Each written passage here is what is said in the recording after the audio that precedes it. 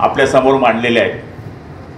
खरं म्हणाल का, तर यावेळेची हवाच तशी होती अण्णा। मलाही वाटायचं की आपलं काही खरं नाही, माझं बी खरं नाही असं म्हणत होतं, तुमचं बी नाही माझं बी नाही।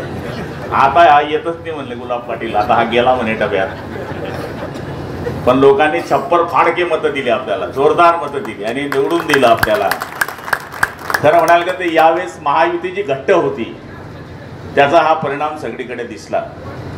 लाडक्या बहिणी, जरी ती बहीण काँग्रेसची होती तरी ती 1500कडे पाहून बरोबर तिने आमचे बटन दाबलं।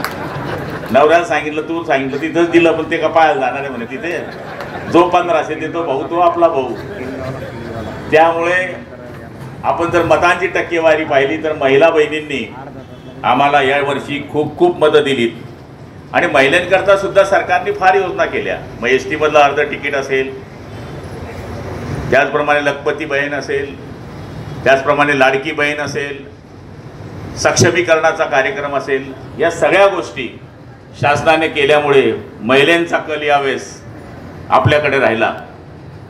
आणि जवळपास आपण पाहिलं असेल की फक्त जळगाव ग्रामीण आणि चोपडाच नाही तर 11च्या 11 सीट म्हणजे बोवणी बी झाली नाही त्यांची, एक बी आमदार त्यांचा निवडून आला नाही।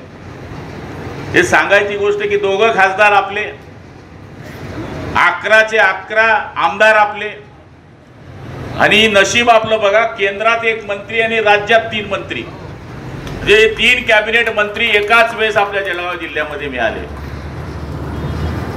एवढं आपल्या जिल्ह्याला भरभरून कोणत्याच पक्षांनी मागच्या काळामध्ये दिलं नाही। नामदार गिरीश भाऊ असतील, सावकारेजी असतील किंवा मला असेल, यावेळेस मला मंत्रीपद मिळेल का नाही मिळेल याची काही मलाही गॅरंटी वाटत नव्हती, कारण वाटा पाडणारे 3 आणि निवडून आले 237। मागच्या वेळेस 4.25 आमदारमध्ये 1 मंत्री होता, यावेळेस 7.25 आमदारमध्ये 1 मंत्री, म्हणजे कॉम्पिटिशन वाढली। पण अण्णा माझ्या मागे होते, कुछ भी हो जाओ गुलाबराव पाटील मंत्री झाले पाहिजे। मी नशीबवान आहे